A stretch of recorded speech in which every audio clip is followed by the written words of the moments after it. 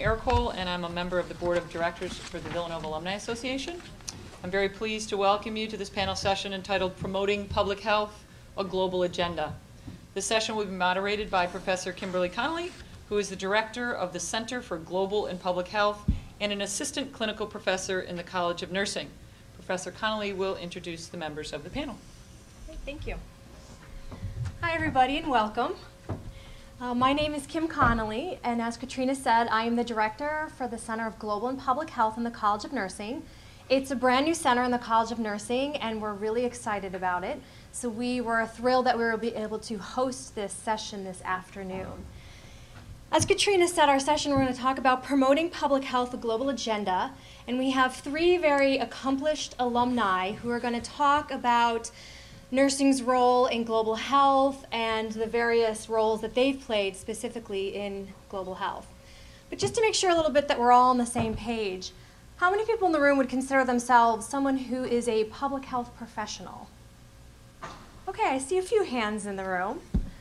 Well, public health is really the science and the practice of protecting and promoting health for a group of individuals. So whether it's Villanova students on the campus, whether it's pregnant women, whether it's the city of Philadelphia. And since we're all back at campus, I find it's appropriate to give everybody a little bit of a quiz. What public health initiative do you all take part in every single day, several times a day, which really is about preventing the spread of infection? And you probably don't even think about it. I see everyone doing it. Hand washing, absolutely. Well, if you think about that initiative, it really is an initiative that, yes, you protect yourself by washing your hands, but really those messages about wash your hands, or when you go into restaurants and you see employees must wash their hands before returning to work, that's really about protecting the public. And so many of the initiatives that we have in public health really have to do with promoting health, protecting health, and there's so many people who are involved in that, from nurses that we'll hear from today, doctors, lawyers, politicians, engineers, you name it, and anyone who's involved in public health initiatives. It's really about looking at group dynamics and helping them live healthier lifestyles. How many of you remember seeing Michelle Obama hula hooping on the front lawn of the White House? They've started a new initiative called Let's Move to really promote exercise and eating healthy to reduce childhood obesity. So that's really what public health is. So the question becomes, well, what exactly is global health? And the bottom line is that global health is public health. Global health looks at issues that transcend borders. And as we just heard in that wonderful speech by General Zinni, we are in a more global world. And I think everybody in the room would agree on that. And how many of you have ever traveled on a plane to a foreign country? And perhaps when you've gotten off the plane, maybe you feel just a little sick. Your throat is sore, you've got a stuffy nose. If you think about the world today and how easily it is to go from area to area, you can think a little bit about why it's important that we look at engaging in global health issues. H1N1. How many of you recall this from last year, the H1N1, how nervous everybody got? And if you recall, where did it initiate? Does anyone remember exactly? The H1N1 virus, the epidemic, initiated in Mexico, and quite quickly it spread throughout the world. Every single country had confirmed cases of H1N1, and many countries, unfortunately, had confirmed deaths of H1N1. And I think that's a great example of looking at and seeing how we are in a much smaller world and how quickly diseases and illnesses can spread. But global health isn't just about preventing illnesses. It's also looking at how do we make this world a better place for everybody? How do we engage in promoting healthy pregnancies for women living in Africa, or safe, clean water in areas where they might not have it?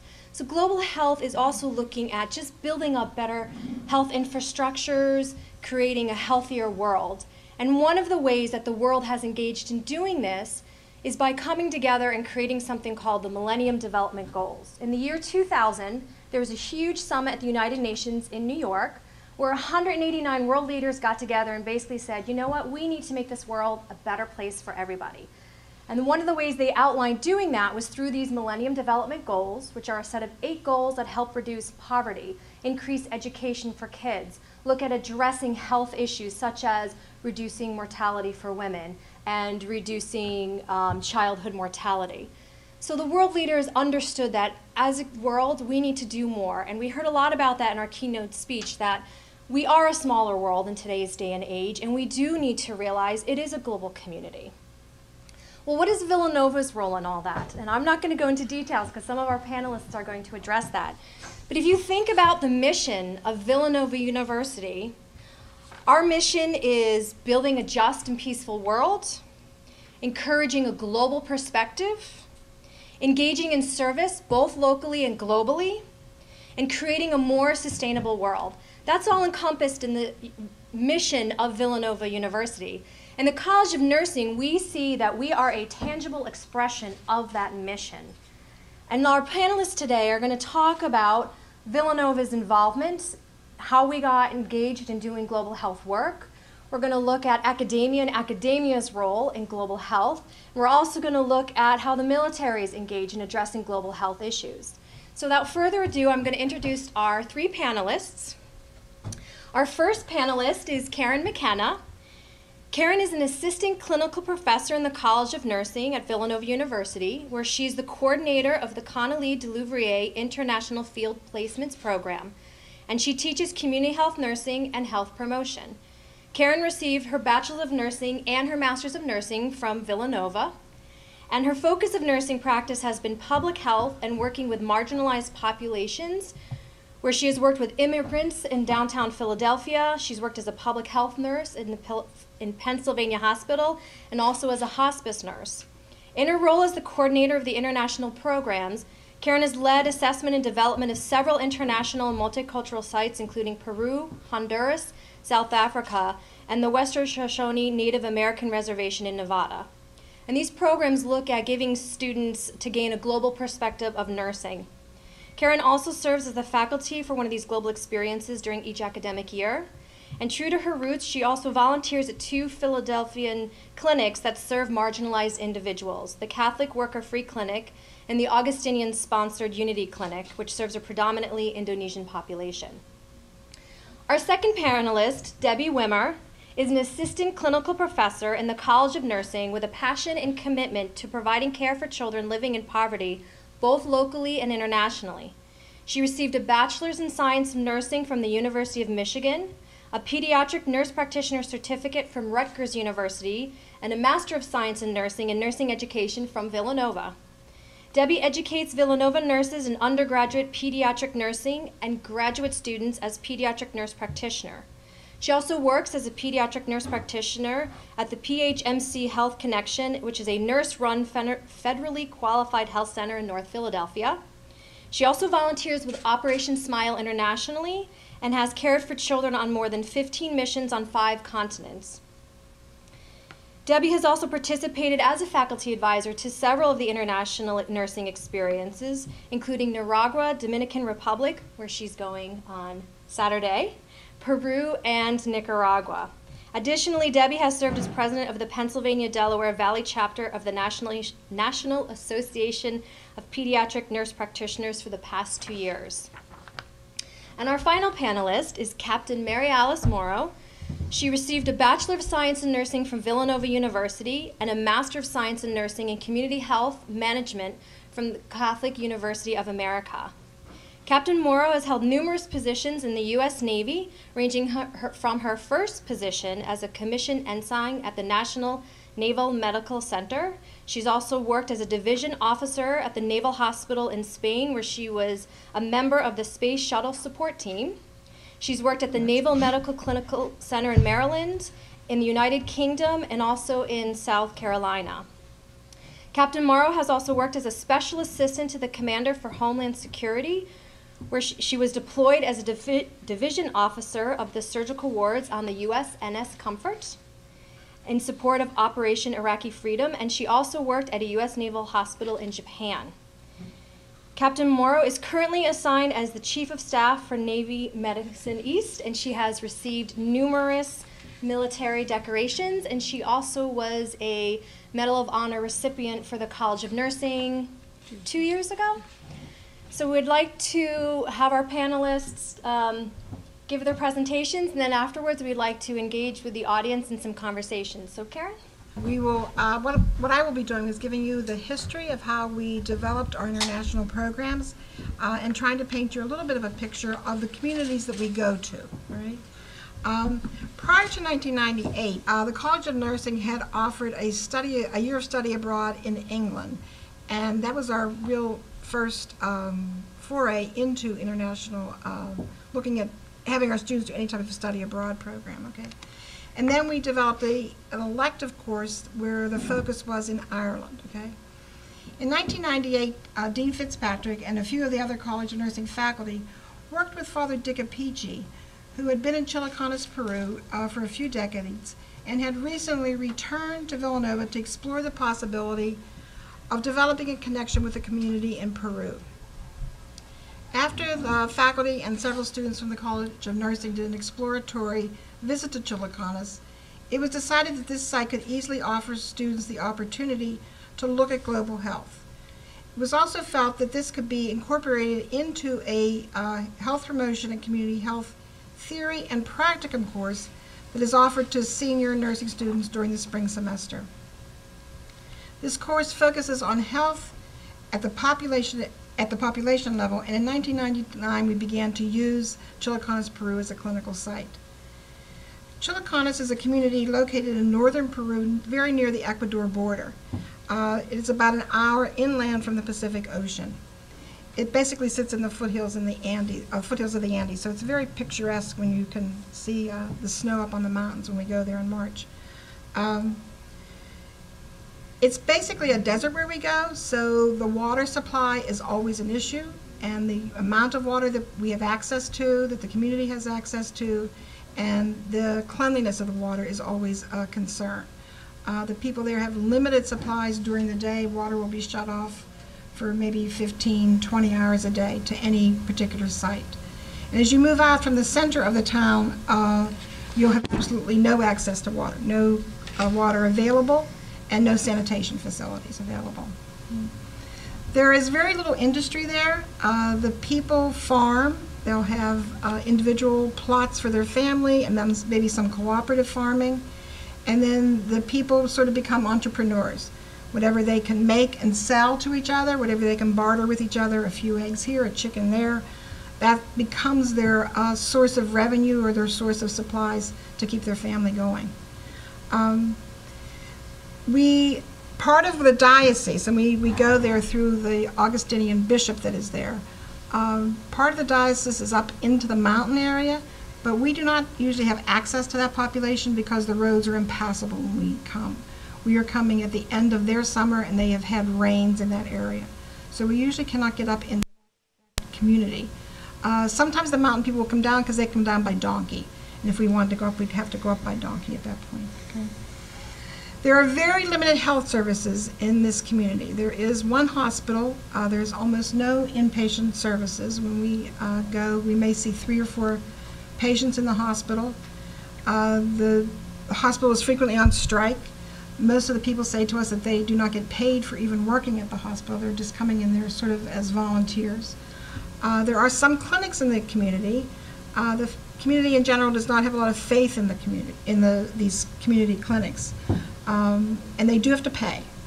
And as I've just said to you, there's very little money that the individuals have, so their ability to pay to go to the clinic, to receive any type of care, is almost prohibitive.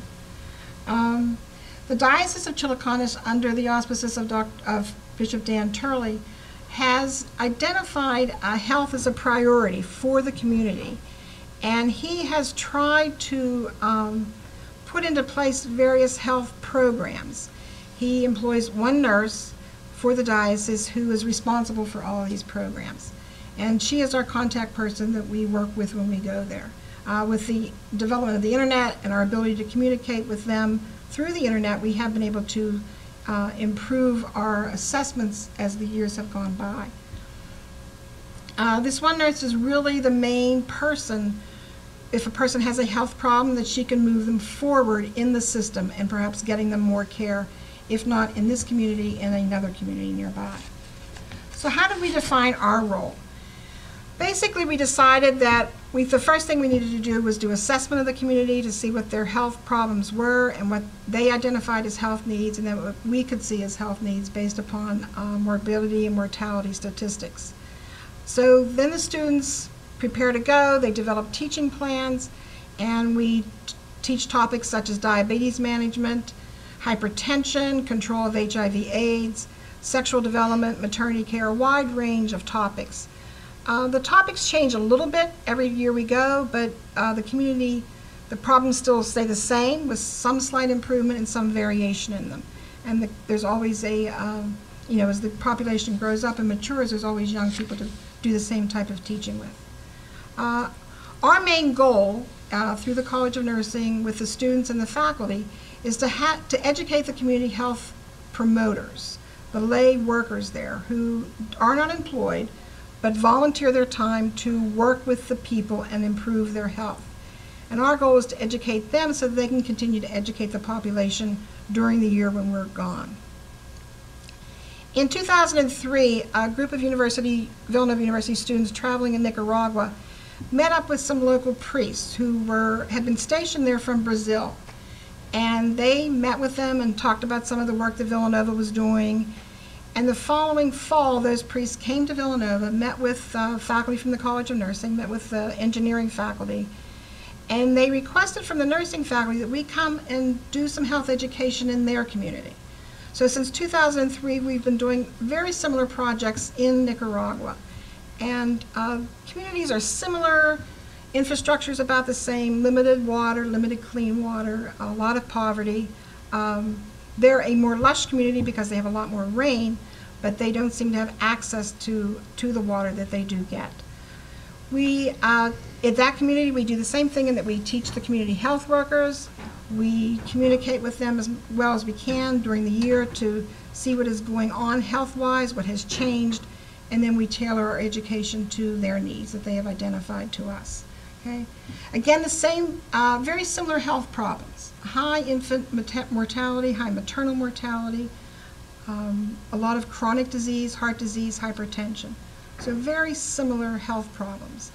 Not the high incidence of diabetes in Nicaragua that we tend to see in Chilcanas, Peru. And again, the same goals, the same roles for the student and faculty as we go to each of these sites. And we have returned to both of these sites every year since we started. This is an ongoing commitment that we have with them.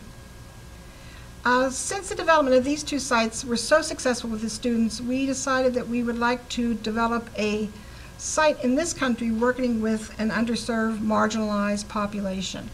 And we opened up a site with the Western Shoshone Indian tribe in Elko, Nevada.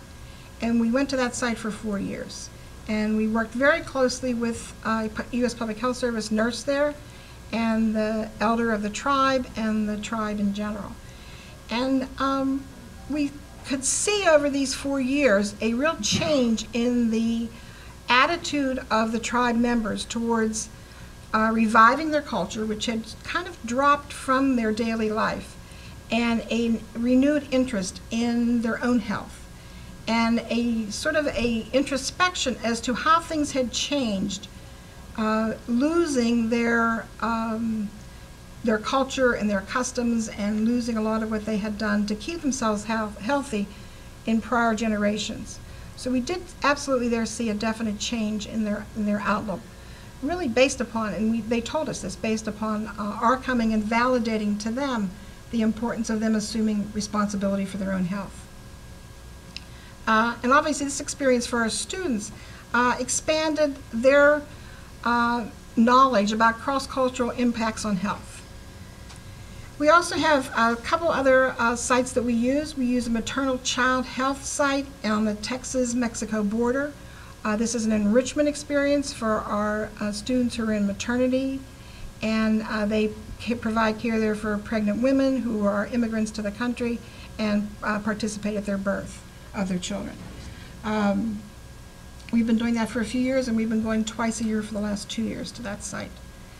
The last 3 years, we have worked through one of our alumni who is a pediatric nurse practitioner at Children's Hospital of Philadelphia and Medicines for Humanity in the Dominican Republic, and this is where Debbie will be going on Saturday. again, the same model there. They requested that we come and participate in health education and assessment of their community members, and particularly the children there. So this is an enrichment experience also with our pediatric students, as they're doing pediatrics at a hospital here in Philadelphia. And we'll be going twice this year. We'll be going again in March to the Dominican Republic. 2 different sites there that we're going to. I mentioned earlier Ireland, and Ireland is a course where we are really looking at the health system in that country, the health education, the preparation of the nurses there, licensure issues, and then just in systems in general in Ireland. And that has been a very successful program. We partner with the University of Galway for that. That has been so successful that we have since added 2 other international electives. We go to Japan, where we do the same type of education, looking at their systems, how they prepare their nurses, their licensure issues, and then our students in both of those sites will give little educational topics to faculty at both universities in both countries. They get to see firsthand how education of nursing students is very different around the world. And again, in their preparation for this, in their theory course that goes with these international electives, they will be looking at it as a systems approach and seeing what is very different from their system versus the United States system. A third course that we've added as an international elective is in Durban, South Africa. And this again is looking at systems and the education of students to become nurses. But because of the HIV/AIDS epidemic, at this site we do much more hands-on. The students will get the opportunity to work in a respite center for people who are dying of AIDS. They will do a lot of education at orphanages and schools and community centers there. And there's not the lay worker there that we have in some of our other developing countries, but they do work much more with the community in this international course. These programs have been immensely successful, and we think this is a real way that we have started our students thinking about the importance of global health. And I think Debbie's going to talk about the rest of it. Welcome. How do we prepare students for a global perspective? Well, I think you told us a lot about what I was going to say too, but I'll tell you what I have to say. The College of Nursing provides the foundation for a broad perspective in 4 areas. So we do it through classroom theory classes, we do it in clinical practice, we do it through research, and we do it through service. So you hear the theme, you know, it's sort of the same story. The Admiral told us that the world is shrinking. I was going to say that too. In the past 2 decades, travel is a norm. Even communicable diseases like to travel. So that's really changed the way we look at healthcare. Corporations, the explosion of technology, the news hour from the BBC every morning at 9 a.m. on NPR, we're influenced so much more than just through the community we live in.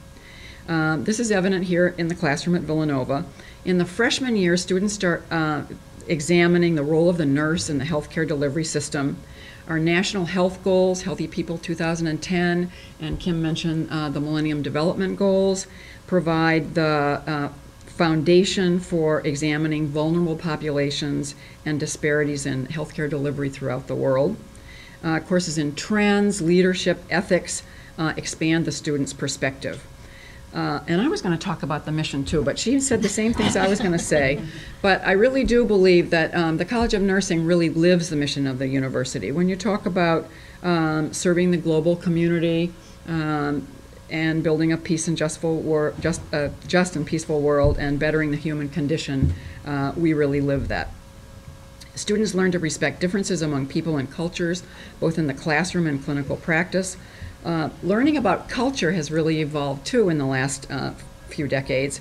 We used to talk about cultural sensitivity as a way of approaching individuals that had different health beliefs from our own. Then we talked about cultural competence, which focused on the nurse's ability to interact with people from different cultures. Now we're really talking about cultural humility. Cultural humility implies a continuous process, an ongoing way of being in the world and relating to others. It acknowledges the power inequities between provider and people, And the long-term goal is the establishment of partnerships. And I think we're able to do that in clinical practice. For clinical practice, the College of Nursing utilizes over 30 agencies all over the Delaware Valley. Over 4 years, undergraduate nursing students are exposed to people from many different cultures and experience the healthcare disparities firsthand.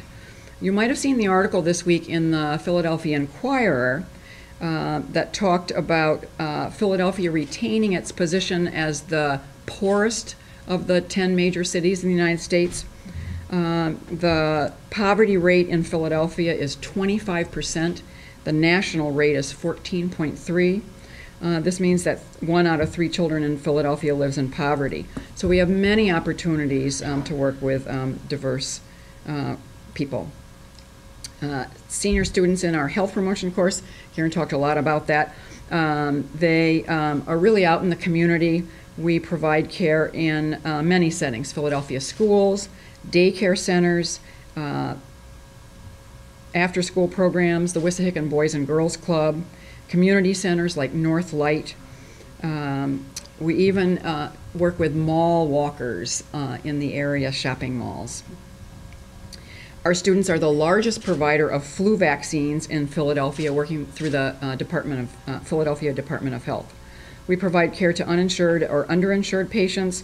St. Agnes Nurses Center is run by one of our faculty members and works with Hispanic immigrants in Westchester.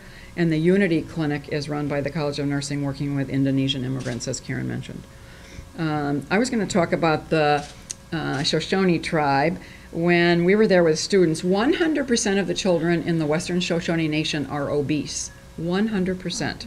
And the healthcare consequences of all that are that the adults have diabetes, hypertension, strokes, heart disease.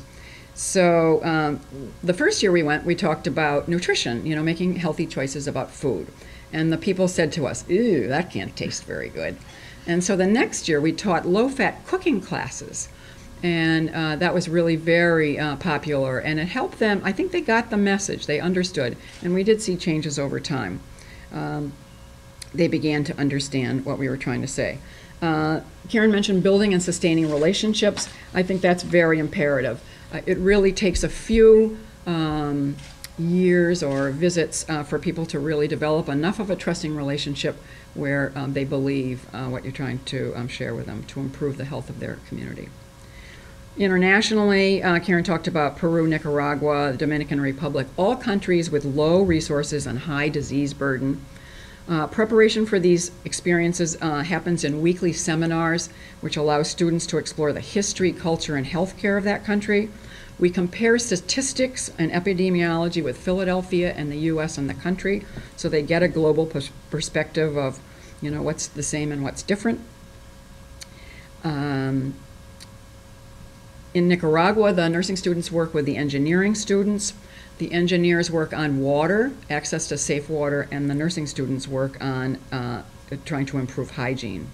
The interdisciplinary model is one that allows students to work and learn together.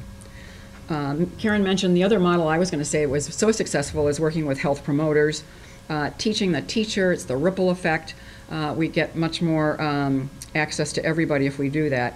And next week in the Dominican Republic, the first day that we're there, we're going to have a health promoter workshop. We have 20 people coming from 20 different communities that are going to learn vital signs, wound care, when to worry when they see a sick person, and also a review of the pharmacias. The health promoters have an IKEA cupboard in their house that has medicines in it. And these people who have no medical background, and only 3 of the 20 have even attended high school, are dispensing medications to the community. So my students are going to be teaching the health promoters responsible prescribing. And this is everywhere, every place we go, it's the same thing. There's somebody that has a closet of medications that some other group has dropped off or flown in or something, and they know almost nothing about the medications. And these are big drugs. These are antihypertensives and statins and everything. So it's interesting. Students report that they learn infinitely more than they teach on these trips. Next area is research. All nursing students take nursing research to learn the research process as well as critical evaluation of the professional literature. The big buzzword now is evidence-based practice. So we help students apply research findings to their own clinical practice. One of the studies showed that infant mortality and maternal mortality is such a problem in these countries. Women die every day giving birth. And one of the studies showed that you can have a safe, healthy delivery, and the only thing you have to do is improve hand washing of the person who is the attendant of the birth, having a clean knife to cut the cord, and providing vitamin K to prevent bleeding. Our faculty has investigated risk factors for obesity in Asian children, why African American women are less likely to seek cancer screening, and health beliefs of Shoshone Native Americans. Addressing health disparities through research allows nurses to provide appropriate care to every population. It's interesting that at present, only 10% of the world's research budget is spent on the diseases that affect 90%. So a global perspective is sorely needed in allocating funds. Lastly, I was going to say that service is part of the fabric of the Villanova community. Almost all of our students are involved in soup kitchens, tutoring, homeless shelters. Faculty volunteer their time at all the places that we mentioned. Our mission encourages all of us to improve the human condition and care for the poor. And that affects the choices that we make. So what does all this mean for our graduates? What kind of nurse do we prepare? Our graduates are nurse leaders who are prepared to meet the healthcare challenges that we face. We prepared skilled practitioners who can provide appropriate care at the bedside, increasingly in the home, since nobody gets to stay in the hospital more than a minute and a half. We prepare nurse practitioners, nurse anesthetists, nurse administrators. Our PhD program is preparing the much-needed next generation of nurse educators to replace people like us. Our graduates use all the knowledge, the critical thinking skills, the clinical nursing skills to improve the health of populations here, as well as in the global community. We have much to offer as nurses. All right. Well, good afternoon, everyone. Nothing like getting the after lunch crowd, so if anybody needs to get up and stretch, please feel free. I'm just going to give you a little synopsis of what does the Navy do, and really, when I speak, I'll speak Navy, but I'm talking about all the armed forces, the Air Force, the Army, and all their medical missions overlap what the Navy does. The Navy recently changed its slogan to a global force for good, and they did that with deliberate consciousness, because really, much of our mission on the world stage, while it's in support and defend the Constitution of the United States and keep us safe, much of what we do throughout the world is diplomacy. It's humanitarian missions. It's nation building. So we wear the uniform and we are a defense organization, but certainly in healthcare, much of what we do is to take care of not only our own sailors, soldiers, airmen, and Marines, but to take care of the people that are caught in conflict or casualties of that conflict. So just recently, just really in the last 2 years, what has the Navy done? Every other year, our hospital ships, the USNS Mercy and the USNS Comfort, go out on a humanitarian mission. So this year, right now, Pacific Partnership is just concluding, and that takes the hospital ship Mercy from San Diego, goes to the Western Pacific, and stops in about 10 or 15 ports over the course of 5 to 6 months, and does about 2 weeks per port call of a lot of humanitarian things. And these missions, the Comfort does it in Central and South America. They'll go out this spring and summer.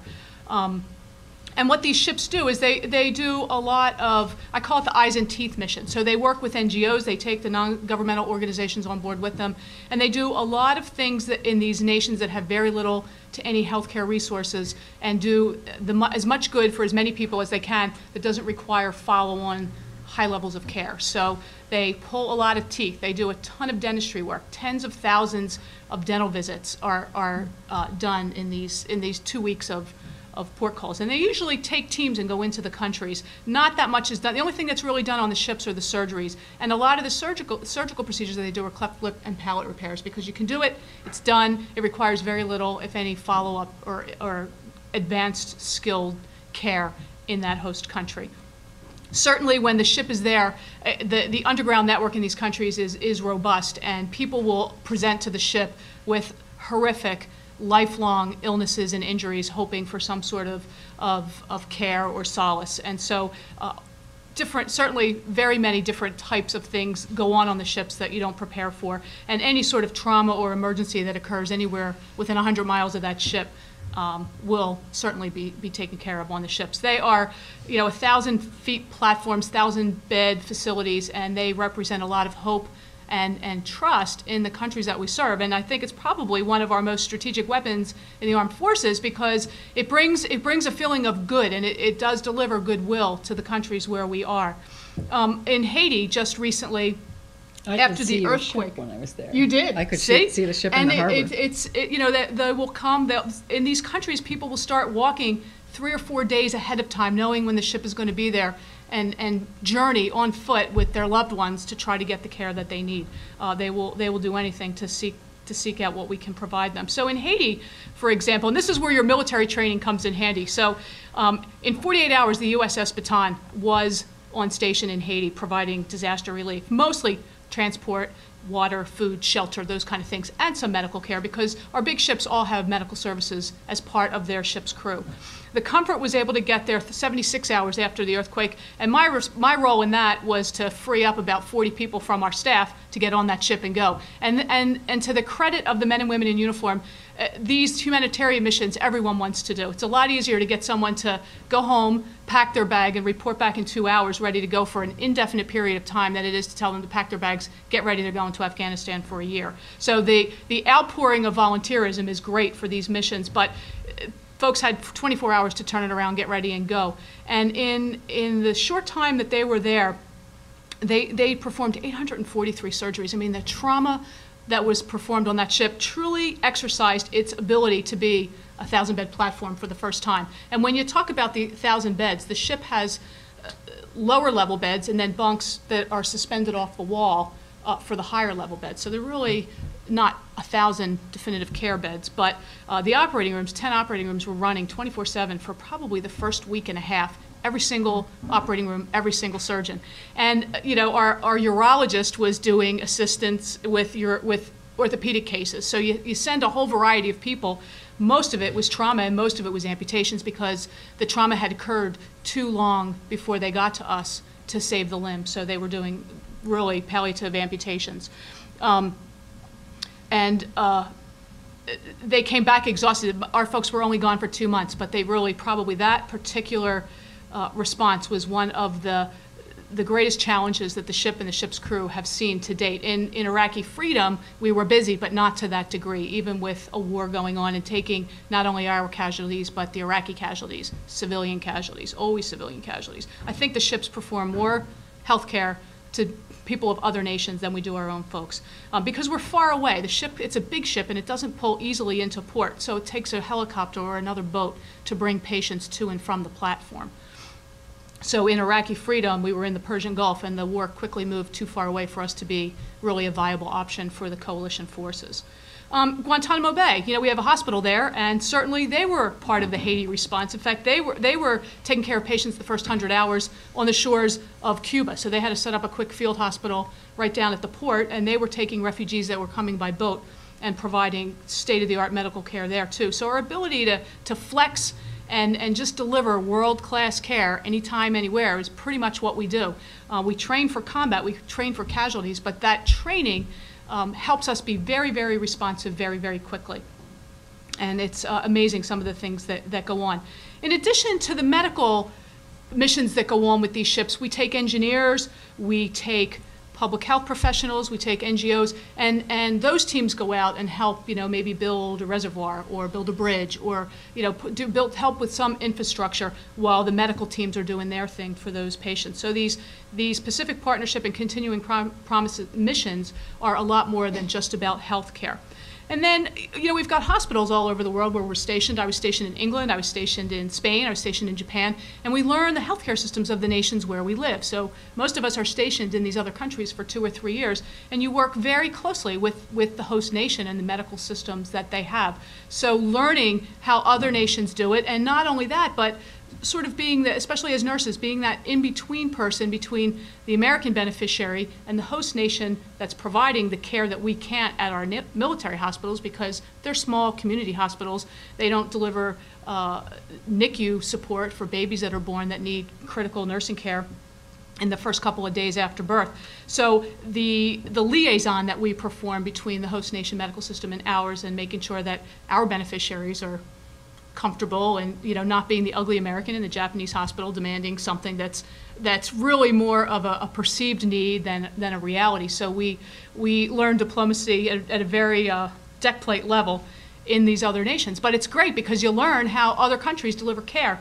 And the Japanese nursing systems, as you guys have seen, they don't have the autonomy that we have in the United States. They very much are, you know, there's a lot of them. They deliver fantastic care, but they're not allowed to make some of the decisions independently that we do in our nursing structure in the United States. And their advanced practice roles are really just, I would say, sort of in their infancy of development. But wonderful to learn from each other. They do some things a lot better than we do. Their children's hospital in Tokyo, I don't know if you had the chance to see it, is paperless. And there's nothing on the floor. The only thing on the floor in that hospital is a bed. Everything is suspended from a ceiling behind a closed dome type thing, or panels open, it comes out of the wall. It's just the most amazing thing. There's a school in the hospital. They do tend to keep their patients a lot longer. 2 weeks. You said a nice help. We would joke in Japan, our babies that went to the NICU would come out walking. They would be kept for quite a long time. But they deliver great care. They just do it a little bit differently. Likewise, the United Kingdom, oh my goodness, very austere conditions. Just as good medical care. They have better outcomes than we do in some areas. But the Americans perceived it as to be the most substandard care on the planet because there's no frills. So, you know, the table has 4 legs and you lay on it, and, you know, it doesn't have a nice new looking finish to it, and it's not in a pretty color, and the chair is a folding chair, but it's functional. So they really, it's a national health system. It's rationed health, and everyone gets it, but not, you know, served on a silver platter or in an Ethan Allen type like room. So it's interesting to see the differences, and the give and take between the two healthcare systems is always cause for a lot of humor, but much to learn from each other. So that, you know, all the folks that wear the uniform that are stationed around the world are interacting with these other countries and learning from them, taking that back, developing that into our own practice, et cetera. And then research, just to touch a little bit on research, certainly every war produces, unfortunately, great strides in advancement, particularly in trauma. And some of the research that has come out of this war has brought us to the highest levels of safe saving patients in any other conflict that we've been involved in since our existence. And anyone that gets to medical care within an hour, 95% are kept. You know, they live fairly productive lives forward. They have horrific injuries, but the technology that is there to deal with some of those injuries returns them to not only a fairly decent quality of life, but keeps them in the service. We have amputees that are still in active duty, Marines back for second and third tours with prosthetic legs, prosthetic arms. And that's a wonderful thing, because the hardest part in the aftermath and the signature casualties of this conflict is all in the mental health spectrum. So much more than any other war that we've encountered or been involved in, and certainly the longest conflict we've been involved in. And so returning the soldiers and the airmen and the sailors and the Marines back to their units, back to combat or to whatever they do, really helps in the healing of their psychological trauma that they have experienced. So that's a wonderful thing that's coming out of this particular ongoing war. And then finally, in Afghanistan, while there's still quite a bit of trauma occurring, not only with American and the coalition forces, but casualties caught in the crossfire of war. But our mission over there is twofold. One is to provide the health care and the response to the trauma, but secondly, it's a medical mentoring mission. And so all of our medical folks that go over there and work in the hospitals in Kandahar are doing medical mentoring to the Afghani National Forces and helping them develop their healthcare system, which is really, it used to be a little bit more robust and has sort of lost its ability to function. And at the beginning of the war, everyone left. Any of the medical professionals left, went elsewhere. Very few medical professionals left, treated with not a lot of respect. Nursing, women over there are particularly difficult because they're the ones that they want to be the nurses. The men will not be nurses because it offends their sense of being a male. but they have no respect for the women and don't want to listen to them. So it's very much a catch-22. So our staff are over there, the physicians, the nurses, the pharmacists, the lab technicians, the radiologists, trying to mentor and help them rebuild their healthcare system. And it is very, very challenging. And again, as General Zinni pointed out earlier, that culture, that sense of culture, they just do things differently. And it takes us abundance of patience to get patience. I mean, being patient, not having patience, to deal with them. They are quite happy to sit there and drink coffee for at least 3 or 4 hours a day and just talk about what they're going to do, and they just don't execute, and that's their way. And trying, we're there for 6 months, we want to do all these things, and it just doesn't work. I mean, you just have to leave that mindset behind you. So we've gotten better at preparing our folks before they go forward to get into that mindset, so that they can be successful and they can help do some good things. So I could go on forever, but that's just a highlight of some of the things we do. I'm certainly happy to take any questions. So thanks. Well, before questions, I just wanted to tie it together a little in the sense of, whether it's the military working overseas or responding to a disaster, whether it's our Villanova nursing students in South Africa working with HIV/AIDS patients, or whether it's current faculty training our nurses to have a global perspective and whatnot, it is really crucial that we think about engaging in global health efforts. Certainly, if you can engage in that and you look at whether it's building infrastructure, whether it's mentoring, teaching, understanding a culture, if you can build a healthier people, you end up with healthier nations. People aren't taxing the health system. They're not getting sick. They can also then contribute to the economy in their country. If you have healthier nations, you're going to have more stable environments, which also then contributes to stability around the world. And finally, just health is a basic human right, and I feel a lot of people believe that, as we do, and so certainly we need to think outside of our walls, and I think all of our panelists discuss different ways that that's happening. It all ties back into General Zinni's speech when he said the world is smaller, and we do need to think about that and how the globalization has changed the world, and how that's also then changed health, and how we here at Villanova are training our nurses, and how our nurses who've graduated from here are also engaged